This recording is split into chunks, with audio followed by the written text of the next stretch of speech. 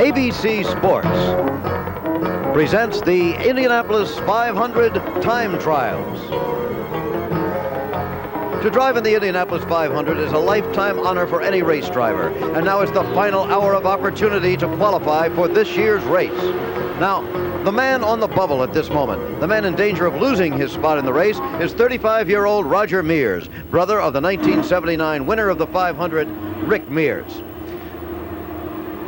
Good afternoon. This is Jim McKay speaking, reporting live from Indianapolis. You see some of the crowd gathered here for the final day of qualifications. Now, there have been 4 cars qualified so far today. 2 men have been bumped out of the race in the bumping procedure, Bill Alsop and Chip Meade. Now, before we go any further, and you say, I don't know about this bubble stuff, I don't understand it, let's take a look first at the qualifiers that I mentioned. Gary Bettenhausen. We now have 4 sets of the brothers in the race because his brother Tony qualified yesterday. 42-year-old Tom Bigelow has qualified for his 8th consecutive ride in the 500. Pete Halsmer qualified, and last year's Rookie of the Year, Jose Garza of Mexico, at the age of 23, finally made it into this year's race on his absolutely final opportunity to qualify. Garza had trouble all week long, but he finally went out, put on a good performance, and he also is in the field. Now, I started to say about the business of the man on the bubble. If you don't understand, perhaps I can enlighten you a little bit by explaining the procedure for qualifying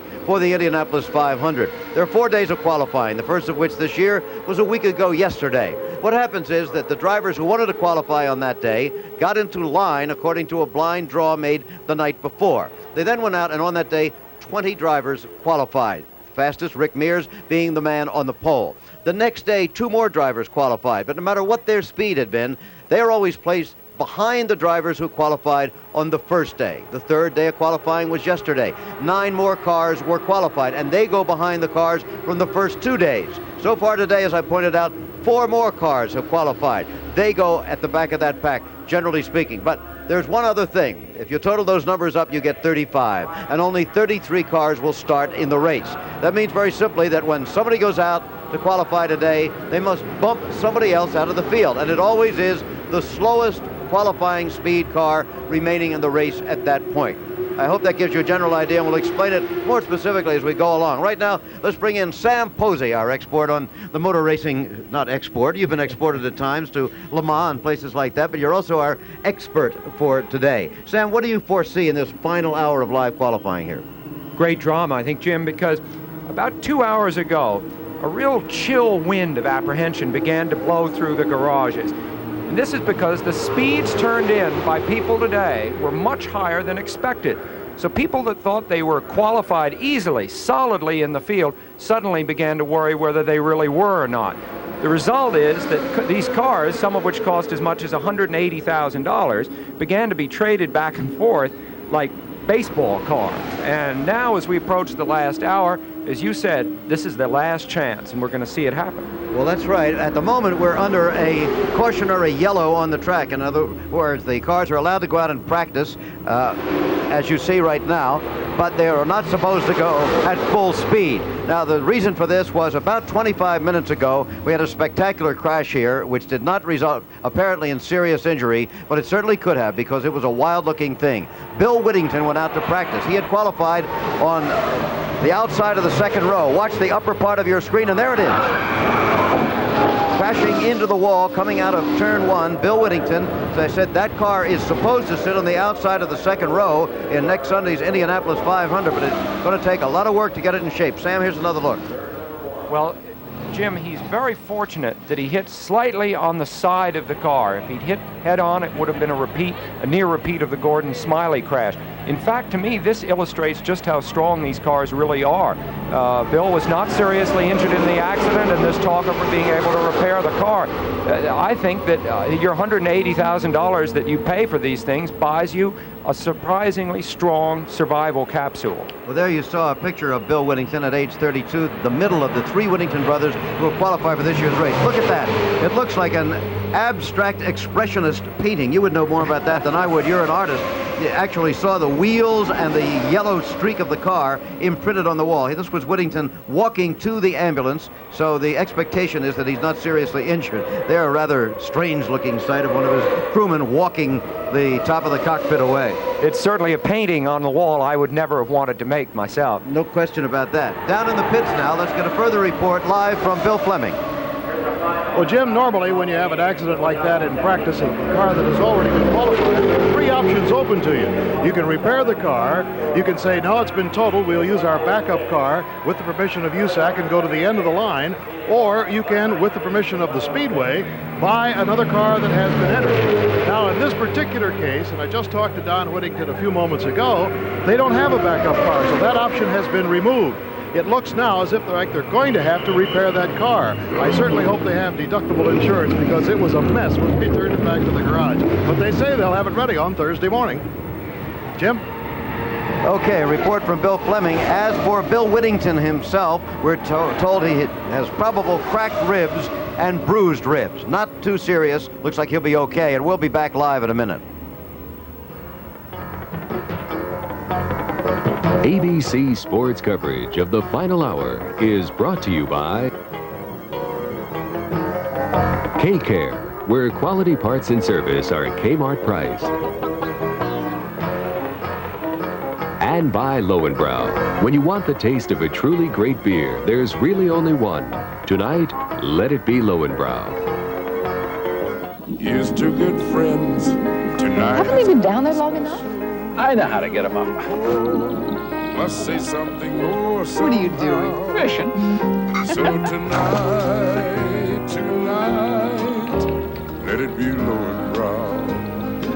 When you want the taste of a truly great American beer, tonight, let it be Lowenbrau. Why were you guys down there so long? Just waiting for a good reason to come up. Let it be Lowenbrau. Millions of people have discovered a low-cost alternative to car care, where qualified mechanics do quality work. They discovered K-Care, found only at Kmart. When you can get a quality brake job for $98, not just the front, but both front disc and rear drum, that's some value. Well, that's what the K-Care brake special is all about. For only $98, we'll do a front and rear brake job using Ray Bestis Manhattan quality parts. At that price, why do it yourself? That's K-Care, only at Kmart.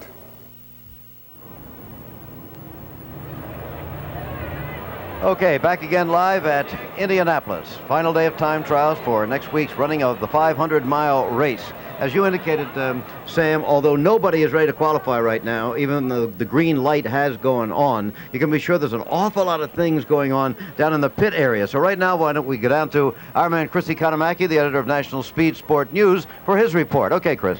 Well, thank you, Jim. Well, the program salesmen here say, tell the drivers and the numbers in the official program. Well, the program that they bought this morning would not tell you what's going on this afternoon. There's been a massive switch of drivers into cars trying to find more and more speed, enough to get into the field. Bill Alsop was the first man bumped from the field, has stepped into car 99, originally assigned to the Australian driver Vern Chupin, who did so well last year. He's out on the track practicing in that car now. Chupin, on the other hand, has stepped into car 37 that was originally assigned to Lee Brayton. He says he's not comfortable in it. He's trying to get comfortable, but he doesn't sound confident. Bob Fry, car 64, they've just put their last engine in the car. He's gone out to see whether it will have enough muscle to get him in the field. Roger Rager has stepped into car 77, originally assigned to Tom France, and Steve Krisaloff has gotten into car 72, the one that Roger Rager just stepped out of. So there's a lot of shuffling, and the important thing is that all of these cars are strange to the man that's at the wheel. The pressure is really on these men now. Back to you, Jim. Okay, Chris Economaki, maybe the only man in the world knowledgeable enough about this sport to keep all those changes in mind. Lightning changes and things going on down there. By the way, we have 4 sets of brothers at this moment so far qualified for this race. There's never been anything like it. The Mears brothers, Rick sits on the pole. Roger is the man on the bubble at the moment. We have the Sneva brothers, Tom and his brother Jerry. We have the Whittington brothers, 3 of them, Dale, Don, and Bill, of course, who just hit the wall.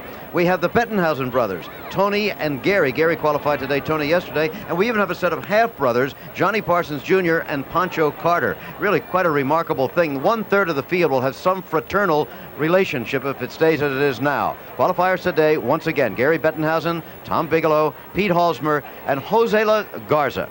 Again, he's a 23-year-old young man from Mexico City, very good-looking, very talented, very charismatic. However, he had been having problems this week and was down to his last try. You only get 3 official attempts. His mentor, his team manager, Bobby Unser, had been going out earlier in the week after the car hit the wall to test it, to try to get it back in shape again. And he did have his problems, Sam. Jim, what seemed to be going on with the car, and as a man who knows a lot about horses, I think you'll understand this analogy. It was as if a horse had a wrong shoe on it somehow. The balance wasn't right. The gait of the car wasn't right. It seemed almost to move catty-corner down the track. Unser tried to work this out. Garza tried to work it out. There was probably a communication problem, perhaps between the experienced veteran and the young rookie, but they seem to have gotten it right at the last moment. Because here was their last official qualification attempt today. As you indicated, there was nothing wrong with the engine at any time. It was purely a matter of handling, as you say, of the gait of the race car on the track, if you will. Exactly, and suddenly today, the car seems smooth. You see Bobby very happy there with the results. There's the mother of Jose La Garza. That must be a tough thing for a mother, to watch her son race. Of course, your mother has done it on a number of occasions, right? She has, and she wouldn't come here to Indianapolis, Jim. It's interesting. This place has a particular grip on people. Bobby Unser now. Well, there it is. It's posted on the tower, Bobby. Number 55 is in the 32nd position. You must be happy. I'm extremely happy. I think it takes 6 cars to get to us. We're safe now and really happy. Jose came through when we needed him the most. And to me, that's the most important thing out of my whole month's work, is that the boy shows that he's becoming a man and he's doing it fast. He's, you know, when a going gear gets rough like that, that's when it counts. Did you have any idea that he would qualify that fast this morning when he was running on practice? I knew that he could. You know, the accident obviously has set him back a little bit that he had last week, and I think he just needed to get his confidence back and needed to really get himself into a mad, and it shows you that he's going to become a race driver if he wants to. Okay, thank you, Bobby. Now let's go to the man who drove the car to qualify it, Jose Garza with Chris Economaki. Congratulations, Jose. It's a terrible month that you've had, huh? What are your thoughts at this moment? Well, you know, I really want to thank all the crew because they worked very hard. We finally got the car together. I got my driving combination together, and we finally did it with gusto. And it really is, you know, the Schlitz gusto performed really well today. Jose, what will this mean back in Mexico? Well, you know, now we've got 2 Mexicans in the field. You just got the odds right in half, and one of us got to win one of these days. I hope it's me first, though. Okay, Jose Garza, after a month of trouble in the 500. Of course, the other Mexican driver they referred to is Hector Rabaque, who was also qualified for this year's race. Kind of ironic, isn't it, that with 4 sets of brothers in the field at the moment, the Unser brothers are not one of those sets. Bobby would have been the defending champion here. He decided not to run to be the team manager for Garza. Al is in the race. Yes, but Al is not well qualified, and the Unsers, for the first time in more than a decade, seem to be in eclipse. Times are changing. I think that the younger faces we're starting to see are going to be the faces for the next generation of Indianapolis drivers.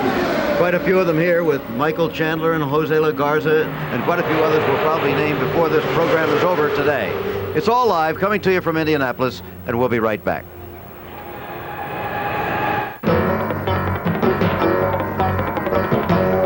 On May 27, 1919, the 100-mile-per-hour barrier was broken by Renee Thomas with a speed of 104.785 miles per hour. Who is America's leader in radials? Goodyear. We outsell all foreign radials combined. And here's one reason why. The Goodyear Eagle GT. A high-performance radial that gives a great performance in the rain with outstanding traction and superb handling on wet, slippery turns. The Goodyear Eagle GT. It's one reason Goodyear is the leader in radials. No foreign maker of radials even comes close. When you need radials, come up to Goodyear. Watch this old car. Hey, what is this stuff? Color Back Finish Restore. You couldn't do this with polish or wax. Yeah. We know. We make turtle wax. When the finish is this far gone, wax isn't enough. So we invented Color Back. Wow. To wipe away years of neglect. What is this stuff? Color Back Finish Restore. Really great stuff. And now you can bring vinyl tops and interiors back to life, too, with new Color Back Vinyl Restore. Wherever men race to win, champion spark plugs will be there. You can be a winner, too. you can win a free trip to the Caesars Palace Grand Prix, Las Vegas. And you can find out if you're a winner by looking for the contest ad in these issues of Popular Mechanics, TV Guide, or Reader's Digest. Remove the coded instant winner card. Take it wherever you see this sign. Do it today. Win with Champion, the spark plug that wins the world over. Well, here's an interesting story as we watch live in the pit area. This is Bill Alsop, who has been bumped out of the field for this year's race. However, it's actually the car that is qualified, not the driver. So it is perfectly legal for Bill Alsop to get into another car. That's what he has done now. Car number 99, which happens to be, there's Bill Alsop, 42-year-old ski lift manufacturer from Woodstock, Vermont. The car he's in right now happens to be the car that won the race last year with Bobby Unser in it. How easy, how difficult is it to get into somebody else's race car? Jim, in the old days, it was no problem at all. You sat in a race car the way you would sit in a chair, the way we are now. Today, however, the cars are literally molded to the driver's bodies, sized to fit them as perfectly as a glove. And so suddenly to jump into another car and then try to go out under great pressure, very few laps, and withstand the G-forces which are now involved, makes it an entirely different business. So much so that it makes you wonder if this rule shouldn't be changed. Of course, it would deprive us of this particular kind of drama. They are so glove-fitted, by the way, that you can't even fasten your own seatbelt anymore, right? Yeah, that's right. The driver's elbows are so pinched in, it's not possible for him to reach back and fasten his own seatbelt. And yet, in an environment like that, Jim, he can still control the car as delicately as he can, which is an amazing thing. Okay, now if you've just joined us, this is the final hour of qualifying for next Sunday's running of the Indianapolis 500. The bumping procedure underway. In other words, we have 33 cars, and that's all that will go into the field. But right now, people are going out trying to bump the current slowest car out of the field and put themselves into it. The field, or the racetrack, is open right now for people to go out to qualify. At this moment, nobody is doing it. Let's go down then for another pit report from Chris Economaki. Well, Bill Alsop has been bumped out of the race in a PC-9B. The car he's practicing in right now is a PC-9B. It qualified at over 200 miles an hour last year and controlled the race. This year, the PC-9Bs have been impossible automobiles. Only one is in the race, and that's the one driven by Rick Mears, and it's #1 on the bump list. Something has happened to that particular car, where it was the car of 1981. It's a dog in 1982, and no one really knows why. Back to you, Jim. Well, that's how subtle and how swift the technological changes in this business have become, right? Well, there's some speculation that it has to do with the tires. There's a new tire compound, a new tire construction for this year, and it's possible that this newer tire just does not work with the suspension of this older Penske car. That's pure speculation, and I don't believe any back-to-back tests have been done to prove that. Remember now that these cars are trying to qualify on the back of the field. The people up in front, the people, well, you, in all probability, you will be hearing about next Sunday in our exclusive same-day telecast of the Indianapolis 500. Those people all qualified on the first day, basically, and Rick Mears will be the man sitting on the pole. In fact, the two Roger Penske-owned and managed cars are sitting in the number 1 and 2 position. Kevin Cogan, a young and interesting race driver in the other car, but on the outside of the first row is the old reliable, the only 4-time winner of this race, A.J. Foyt, again in his own car, but this time it basically came from overseas, right? It did. It's a March car made in England. In fact, it's identical to the one that Gordon Smiley crashed and the one that Bill Whittington just had a crash in. That does not mean the cars are unstable at all. There are quite a few Marches in the field, and their drivers have been pushing hard. What seems remarkable to me is that Foyt, at his age and having raced here so long, could do this thing and put it on the front row. All right, back now again to today's activity. We mentioned that Gary Bettenhausen qualified for the field, qualified for his 14th Indianapolis 500 at the age of 40. Now his brother, 10 years his younger, had qualified yesterday. Gary today, however, and Chris Economaki was down there waiting for him when he came in as usual. All right. Here he is, Gary Bettenhausen. Congratulations, Gary. Everybody in the establishment and a lot of others are happy for you. I'm sure you must be pleased. Oh, we are, Chris. It's been a rough 2 weeks, and about an hour ago I was convinced that I just wasn't going to be able to go fast enough to make the race. And then our car designer, David Bruns, and my chief mechanic, Chuck Buckman, made some changes in the car. They moved the wing around a little bit, and automatically there was about 5 miles an hour, just like that. Gary, you should have seen your brothers, Tony and Merle, there, rooting for you. Everybody was so happy. Hey, you guys, lean in here. What about the Bettenhausen clan? You guys ever think of your dad setting the stage here? About every day. How about you, Merle? He's the main man. We all kind of like to do what if he was here, we'd like to please him. Two brothers in the race, Tony. Pleased for your brother Gary? Yes, very much so. I was more nervous today than I was yesterday when I was trying to qualify myself. Okay, Gary, congratulations again and good luck in the 500. Thank you, Chris. Interesting that the Bettenhausen brothers still quite obviously think, as they said daily, of their father, the late Tony Bettenhausen, who died tragically during practice on this racetrack back in the early 60s. He was unquestionably one of the finest, most talented drivers to perform here at Indianapolis, in the last 3 or 4 decades, wouldn't you say? Yes, and it's all the more extraordinary, Jim, that Gary completed his run today with an arm. One of his arms was badly injured a few years ago, so he basically has to control these 200-mile-an-hour cars with one arm. Ironically, his brother Merle, who was in the pits there with him, lost his arm while driving a race car. A look at Gasoline Alley, probably the most famous place in American motor racing. That's the garage area where the cars are prepared before being wheeled out before the crowd here. Now, you must be familiar with the fact that there's only been one woman ever to drive, in fact, ever to qualify for the Indianapolis 500. This is not she. Janet Guthrie was the one. This is a young woman from Britain named Desiree Wilson, who came here this year with high hopes of qualifying and possibly of doing well, because the world of motor racing respects her talents tremendously. Here's what she had to say. First, let's take a look at her qualification attempt. Desiree Wilson, 28-year-old, married woman, born South Africa, lives in Britain. Her brother is, or her husband, I should say. So many brothers here today. Her husband is the manager of the Brands Hatch track, right? You know, I think, Jim, the appearance of Janet Guthrie here in some ways made people think a woman couldn't do it, and this is a woman that maybe can. Well, it's been a sad day for her today, as you will hear now. Desiree Wilson, the name on the side of this car is the name of a lady who will not be in the Indianapolis 500-mile race. A succession of mechanical problems has forced her to withdraw. Desiree, tough luck was hard cheese, I guess, as you British say. How do you feel about having to go home? Well, it's a very, very big disappointment. We've been here for almost a month. And the guys have been working so hard on the car to get it right. And, you know, it's not only a disappointment for me, but it's a great disappointment for them that the car's not in the race. As a professional driver, Desiree, you're used to this kind of disappointments. Is it any more special because it's Indianapolis? Well, it's a very, very important race, and drivers don't always get the opportunity to come to Indianapolis, and this is my first and maybe my last. So it's a very, very difficult thing. How is Indianapolis looked upon in England and on the continent? Well, it's looked at as one of the very big and important races.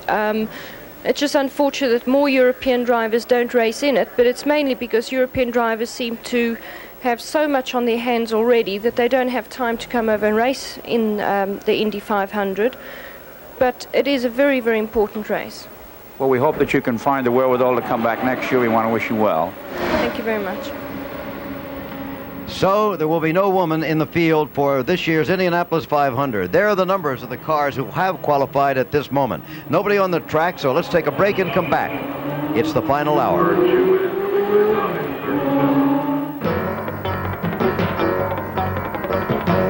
On May 12, 1962, the 150-mile-per-hour barrier was broken in qualifying by Parnelli Jones with a speed of 150.729 miles per hour. This is rust and corrosion inside a radiator. It's building up after just 10,000 miles on weak, neglected antifreeze. Now look at a radiator protected with Prestone 2, same 10,000 miles. Quite a difference. Prestone has a patented silicone silicate formula to lock out rust and corrosion of aluminum and all metals. Prestone 2, no wonder we're number one. Get spring savings on 2 jugs of Prestone. Save $2 by mail when you buy now. It's a jungle out there, so just being a good shirt isn't enough. You've got to be great, like the Fox from JCPenney. Same fit, comfort, quality, looks, and easy care fabric as the well-known knit for about $5 less. The Fox, the next king of the jungle, Only $18. Only at JCPenney. See you later, alligator. In this great country of ours, there are many great traditions. One is ABC Sports. During the coming months, we'll continue to bring you the greatest sporting events in America. Next Sunday, the Indianapolis 500, the biggest single-day sporting event in the world. In June, the U.S. Open leads off our triple header of golf's most prestigious events. And in July, baseball's one and only All-Star Game. The greatest events in America on the leader in sports television. Sit back and enjoy them on ABC Sports, an American tradition. Well, we're back again live at Indianapolis, and since there is no action on the race course at this moment, at the back of the pack where the bumping series is going on in this final hour, why don't we direct our attention to the front of the pack? Here is the first row. On the pole, Rick Mears at that tremendous speed that you see. Next to him, his teammate in another Penske car, Kevin Cogan, one of the younger drivers here. And on the outside, the veteran four-time winner, A.J. Foyt. Now, the Penske cars, as I said, have qualified first and second here. We figured that there must be a reason for that. Look at the speed. 4 miles an hour almost. Faster than A.J. Foyt is Rick Mears. And our man Sam Posey looked into that story and told us about it. The chief reason that Penske's cars are faster than the other cars here this year, as well as the cars that have raced at Indianapolis in the past, is that they fully utilize a new aerodynamic science called ground effects. To explain what I mean, I've drawn a picture of Penske's car, and to explain what ground effect is, it's the suction generated as air passes underneath the side pods of the car. There are two side pods, one on this side and one on that side. And that suction allows the car to stick better to the road in the turns. Realizing that the amount of downforce that could be generated depended on the width of the side pods, Penske's designers decided to make the side pod as wide as they could. Now, this is a cross-section of a conventional Indianapolis car, the kind that most of the teams have here this year. This is the center section where the driver sits with the engine, and these are the two side pods. Now, what Penske's chief engineer, Jeff Ferris, did was carefully made that center section as narrow as he possibly could. It wound up shaped about like this, with the result that the ground effect area was now increased by fully 5 inches per side, or 10 inches altogether. Now here's the arithmetic. 10 inches of width times the 50 inches of the ground effect panel length gave 500 square inches of additional ground effect suction to help the car corner, and the result was an increase of about 7 miles an hour. Proving, obviously, that ground effects are critical, at least in today's racing. How much they mattered back in 1911 when Ray Haroon won the race is another matter. Well, there you have it, Professor Posey's pre-recorded lecture on exactly how the Penske cars have achieved the tremendous speed that they appear to have this year. Now, that was about Rick Mears, the man on the pole. What about the man on the bubble, his brother, Roger Mears? Well, Chris Economaki is with him right now. Chris? Roger, 35 minutes to go. Your heart must be pumping. Do you feel you'll be in the race or not when 6 o'clock comes around? Well, I've been, a week ago you couldn't have told me that 94 wouldn't have held up, but I'll tell you, these guys have really pulled it out at the last, and I'm definitely worried, but so far there hasn't been, the guys that are left haven't showed us anything of a solid threat yet, but boy, you never know till the gun goes off. Have you ever had an experience in racing like what you're going through at this moment?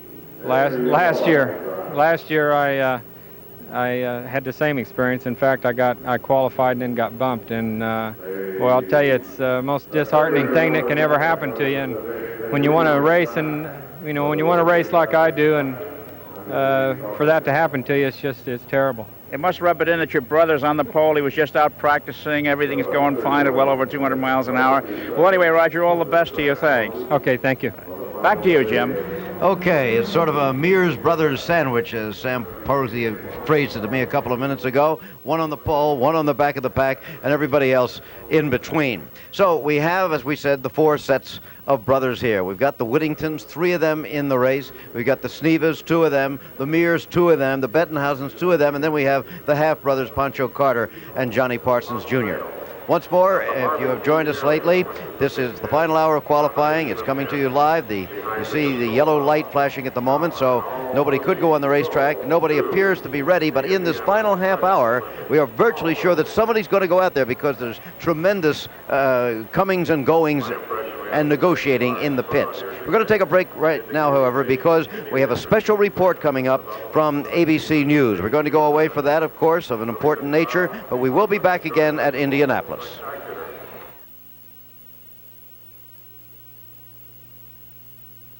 We interrupt our regular program schedule to bring you the following special report from ABC News in Washington. Here is correspondent Britt Hume. Good evening. Britain says tonight it has shot down at least 6 and possibly as many as 9 Argentine warplanes during an Argentine raid on British positions at the East Falkland Island port of San Carlos. From Argentina, meanwhile, no mention of any air losses, but a report instead of what is called a great offensive against British troops. We have reports from both capitals, beginning with Bob Dyke in London.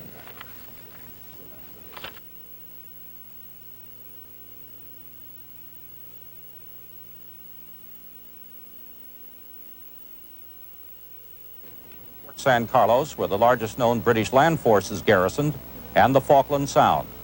The aircraft were engaged by missiles from surface vessels, shore-based Rapier, and by Sea Harriers.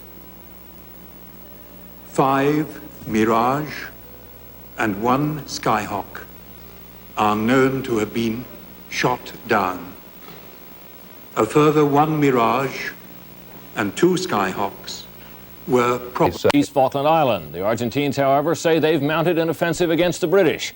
Both sides do agree a British frigate was damaged, but there are no reports on casualties from either side. We'll have a full report later on the ABC News Weekend Report. I'm Britt Hume in Washington.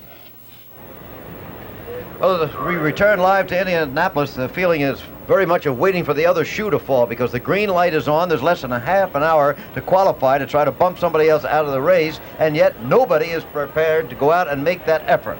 We certainly have been expecting that somebody would and will be, but we'll stand by for it. There is news, and pleasant news, that Phil Whittington, who hit the wall just about an hour ago, has now been released from Methodist Hospital. He is okay, but I suspect he will have some very sore ribs by tomorrow morning. Bill Whittington, now he has to get his car back in shape for Thursday for the carburation test.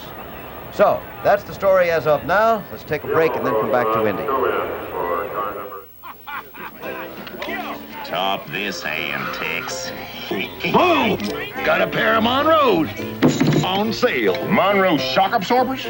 On sale? Monroe's top shocks. Radialmatic and Monroe Magnum 60s. Buy one, get the second half price. That's 50% off the second shock. You can't top a Monroe deal. What do you say? Deal me! 2 Radialmatics, 2 Monroe Magnum 60s. Hurry while supplies last. Let's keep the good times rolling. When GMAC rolled back car and truck financing rates to 12.8%, we started something big, a great opportunity to save hundreds of dollars. Get your new GM car or light-duty truck by May 31st at just 12.8%. But hurry, time's running out. See your participating GM dealer for qualification details now. Save with 12.8% GMAC financing and keep the good times rolling. Casualties mount in the Falklands War. This week, watch ABC's World News Tonight. Friedman's presents Pulsar Quartz technology, accuracy to seconds a month.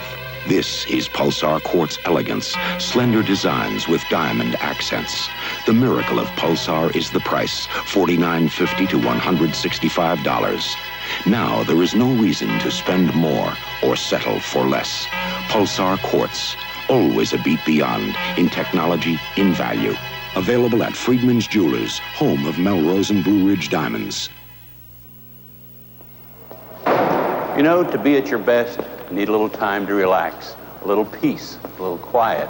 That's why, as a master brewer, this is one of my favorite places.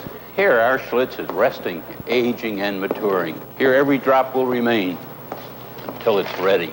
One clean, refreshing taste of Schlitz will tell you a little time off is time well spent. Behind every Schlitz is a man who knows his beer. A People's Court Family Feud, Monday. Live from Indianapolis, the final hour continues.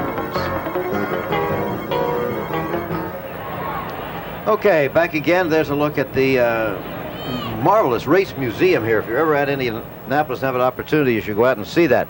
But look at this, the final hour, just about 21 minutes left. Still nobody out there. The man on the bubble, Roger Mears, he's down in the pits, and certainly one of the tenser people down there is Roger Mears' wife. Let's go down to her with Chris Economaki. The nervous feet, you see, belong to Carol Mears, the wife of Roger Mears. Carol, what are you thinking of at this moment? I would like the clock to hit about 6:01 right now, so we're still in the show. How long has it been since you talked with Roger? Probably about an hour. What did he say?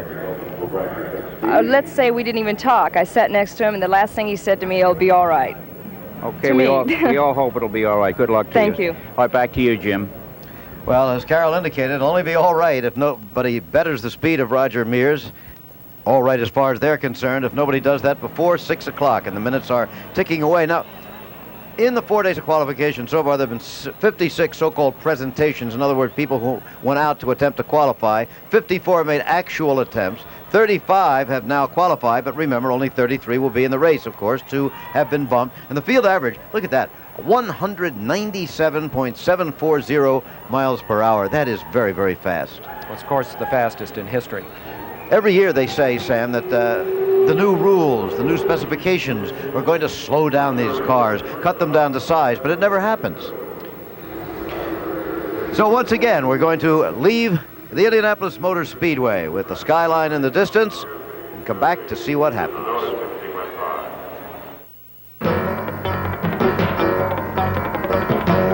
On May 14th, 1977, the 200-mile-per-hour barrier was broken by Tom Sneva in qualifying with a speed of 200.535 miles per hour. I've been comparing the exciting new Intellivision space game Star Strike with one of the most popular Atari games, Asteroid. Star Strike has moving images that make the game appear three-dimensional. Asteroids doesn't. And Star Strike features our most exciting visual effect, total destruction of a planet. This is what the other game offers, which is why, after Star Strike, Asteroids left me rather flat. Star Strike, new for Intellivision from Mattel Electronics. After a night below freezing, after 3 hours with the lights on, after all these years, people still have more confidence in Sears Die Hard than any other battery in America. And for the same kind of confidence, Sears will install the Muzzler Muffler for $24.99 within 60 minutes of your authorization. 1 hour or the muzzler labor is free. At Sears Tire and Auto Centers, we install confidence. You can count on Sears. Well, back again live at Indianapolis, and although a couple of cars are out there practicing, including the pole sitter, Rick Mears in his car number 1, there is nobody ready to make that final effort at qualification. Something must be going on in the pits, however. Let's check in with my ABC Sports colleague, Bill Fleming. Jim, one of the heartbreaking stories has occurred to Dick Simon, a veteran of 11 Indianapolis 500s. Dick just came by here. I thought maybe he might try to qualify, but what happened? Well, Bill, we were out there trying to get our car up to speed. We did a lot better than we did last year. We were up into the 91.7, and we just leaned it down, advanced the timing, Bill, and thought maybe we'd put it in line for qualifying. The difference between the speed we were practicing and the speed it's going to take to bump that car that won the race, by the way, last year, that's sitting on the bubble right now, would only be about a half a second more than we were going. And in trying to get that half a second, Bill, we've burnt the engine down. I really feel bad because my sponsor, Vermont American, has about 127 people coming, and I guess I'm going to be sitting in the stands with them. After 13 years here at Indy and missing the race 2 years in a row, it's quite obvious, Bill, that it's taking equipment.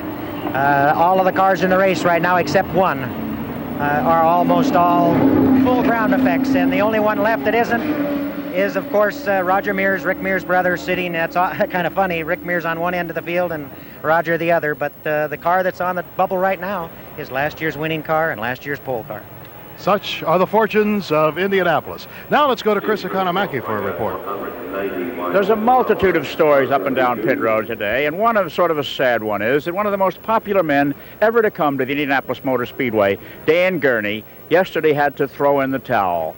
His car was blowing engines. It was a new and experimental type turbocharged Chevrolet engine, and last night he left the grounds to go back to California. His driver, Mike Mosley, was walking up and down pit road today and a rather disconsolate look on his face, sad of course, but not willing to take a ride in an uncompetitive car. So Dan Gurney, the finances of auto racing, too much for him this year back in California. Back to you, Jim. Thanks very much, Chris. Now, if you're wondering why in the world, if there are cars sitting in the pits, there are cars out there practicing, why doesn't somebody make the qualification attempt? Well, the reason, basically, is that those going out to practice, who have not yet qualified, are not attaining speeds that they would need to get into the field. For example, Steve Krisloff is out there. We clocked him. He did 190, did 191, but you got to do better than 193 to get in the field, and they figure there's no point in going out to make that attempt if you know you're not going to get into the race. As simple as that? Exactly as simple as that. You know, I think the shock wave that went through the pits, Jim, was that the prevailing wisdom last week was that an 191.5 would make the show. All of a sudden, people are realizing it's a speed of a completely different order of magnitude. 194.5 is mighty tough stuff to come up with. Chris Economaki seemed to be gesticulating rather urgently down there. Can you hear me, Chris? Yes. You got a problem down there, or you got a story? Well, here's an unbelievable story. Roger Mears, a man on the bubble, is going to get into Rick Mears' pole-winning car. Rick, you got a second here? What's going on here? That you'll have to take up with Roger. Oh, well, Roger Penske he's talking about, but Roger Mears, the man on the bubble, who was waiting for someone to knock him out of the field, is going to get into the car that won the pole position, the 207-mile-an-hour Penske PC-10 car, and no explanation from the driver. Dan Luganbuehl of the Penske organization. Can you step over here, Dan? We're on live, and we're wondering what is actually going on, Dan Luganbuehl. Can you give us an explanation here? Roger Mears is going to take 1 or 2 practice laps and our backup car to see how it feels. That's all. Rick's been out scrubbing in some tires, and time's just about running out. Looks like we got about 15 minutes left. This is a psychological thing to give Roger a lift in case he might be bumped? Just a little more experience for him. Okay, rain happening down here in the pits. Back to you, Jim. Roger Penske's organization is so highly specialized, Sam, that they have their own sort of government spokesman now, right? Indeed. But they also never do something without a good reason, Jim, and this is a puzzling thing. We did see Roger Mears suited up earlier. It was hard to understand why he was suited up. Now at least we have a partial explanation. Here at the track, they're out there. That didn't sound like the real reason. No, it didn't. It didn't sound like the real reason. Penske does have a backup car there. Could they whip that out at the very last instant? I doubt it very much. This is practicing going on here, and the cars that are on the track right now, none has gone any faster than 191, which leaves them all very far short of what they need. Okay, so practice goes on, but that is all it is at the moment. The hour grows extremely late. They've just got about 13 minutes, and then the opportunity is gone. We'll be back. People ask me, what spark plug should I put in my Japanese car? I say, for short trips, you need a hot plug. Helps stop misfiring. For long trips, a cold plug. It runs smooth at high speeds. Then I tell them there's a marvelous plug for Japanese cars. It works like 2 plugs in one, hot and cold, because it has this longer power tip. Then I tell them something else. It's not Japanese, it's American. Autolite. When you buy a new car, you want to keep it looking new. And that's easy with Armor All Protectant. A scientific formula that took a polymer chemist 10 years to develop. It helps keep rubber, vinyl, leather, and plastic looking new. So even though you can't keep your car from getting old, you can keep it from looking old. Armor All. It's science, but it works like magic. Chevrolet dedicates this Camaro, the all-new Z28, and its Shadow, to performance.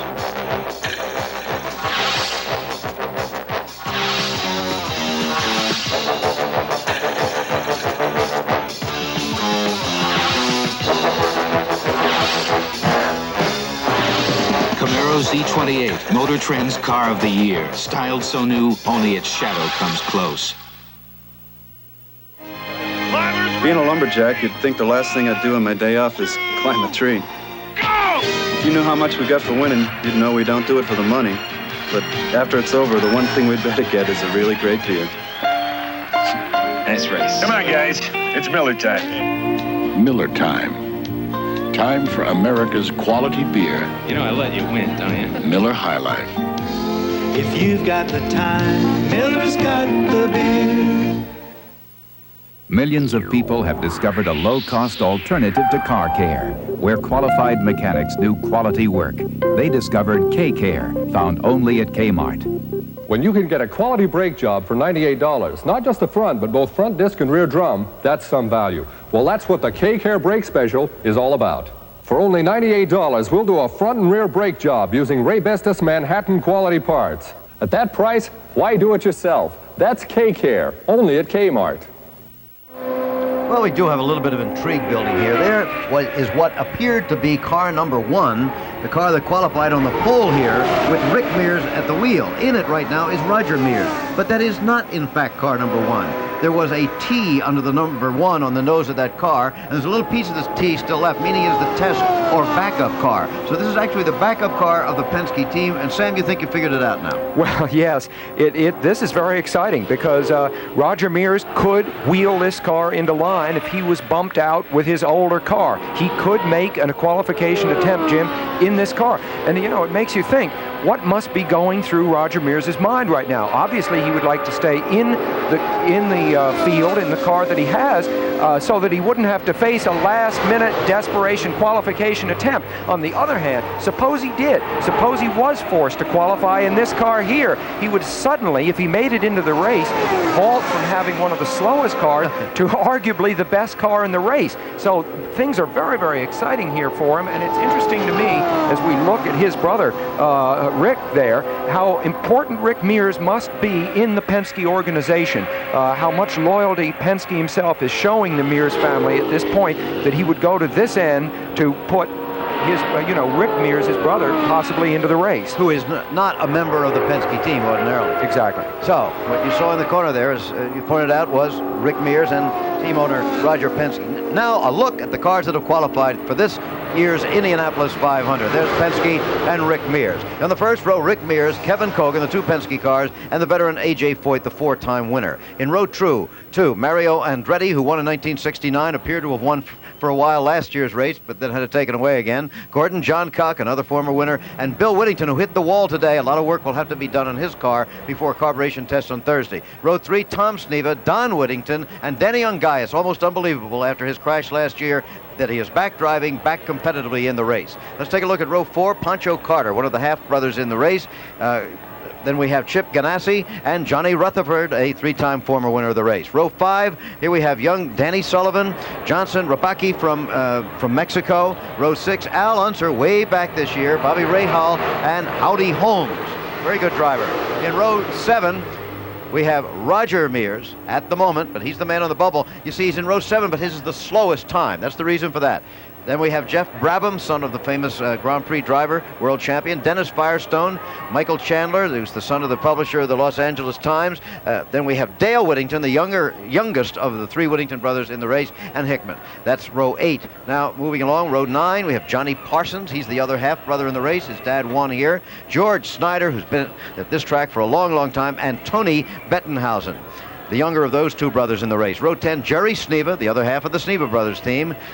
We have Chip Phillip, who is a rookie, and Gary Bettenhausen. And in the 11th and final row, Tom Bigelow, Pete Halsmer, and Josela Garza. And although he is starting last, he could very well be a factor in this race, don't you think, Sam? He possibly could, Jim. They've started to get the car to work, but I think he's still a question mark. Okay, nobody on the track to try to qualify. Less than 8 minutes to go. So let's take a break and return one more time to the final hour. Wherever men race to win, champion spark plugs will be there. You can be a winner too. You can win a free trip to the Caesars Palace Grand Prix, Las Vegas. And you can find out if you're a winner by looking for the contest ad in these issues of Popular Mechanics, TV Guide, or Reader's Digest. Remove the coded instant winner card.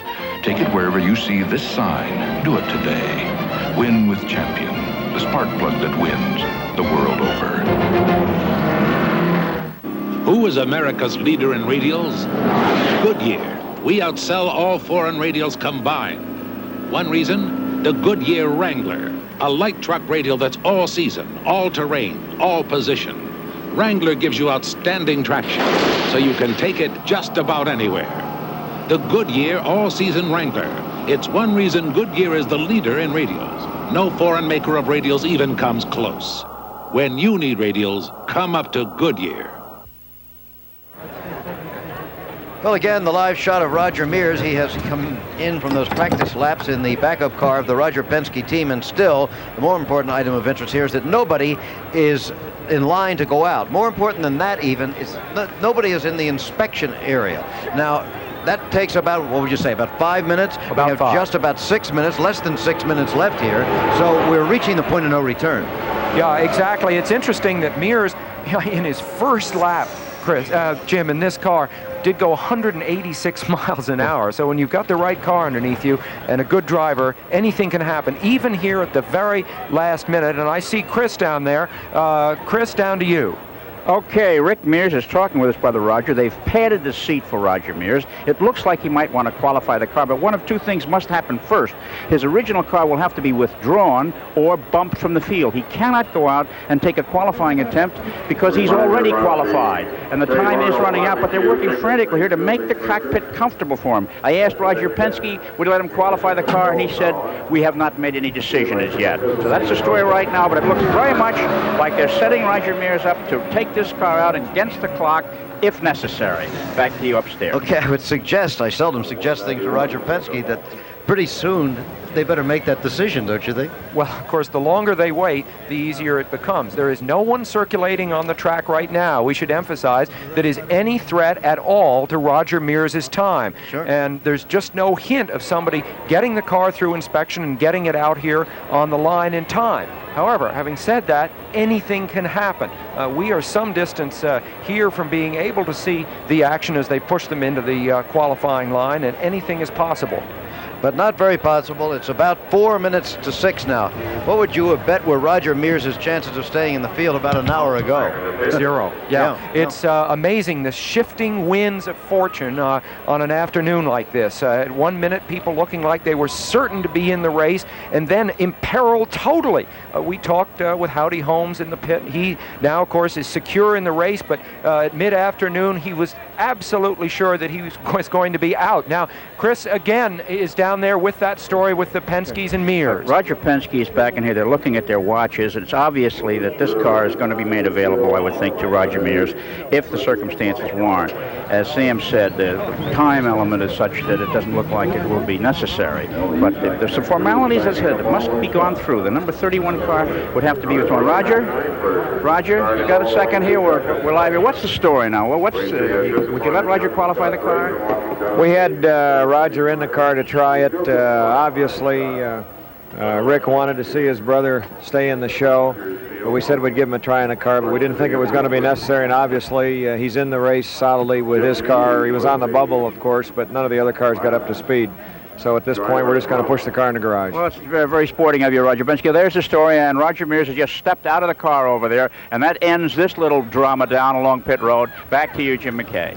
And so the brothers Mears. The brothers Mears will be in the Indianapolis 500, along with the brothers Whittington and the brothers Sneva and the brothers Bettenhausen and the half-brothers Carter and Parsons. It's going to be a very interesting Indianapolis 500. That'll be 1 week from today, and of course we'll be bringing it to you on same-day coverage in prime time, exclusively on ABC. So the crowd that's been here today begins to wend its way home. Final comment for you, Sam? Well, it's just amazingly true that the 33 fastest cars are starting the race this year, and there's no 34th or 35th car that's even close. There's a real jump back to the others.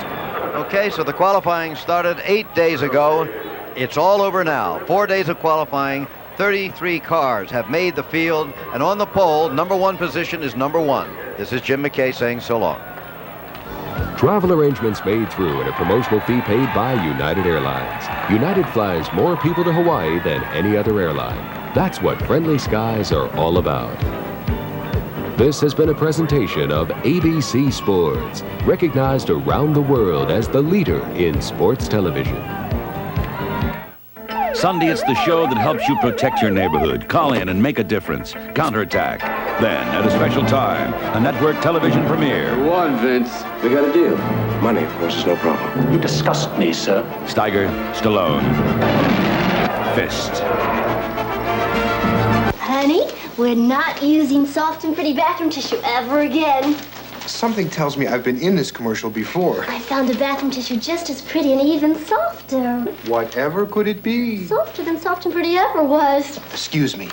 Gosh, softer than soft and pretty? It's fluffier, it's softer. New soft and pretty. Oh, how did you know that? Just a wild guess.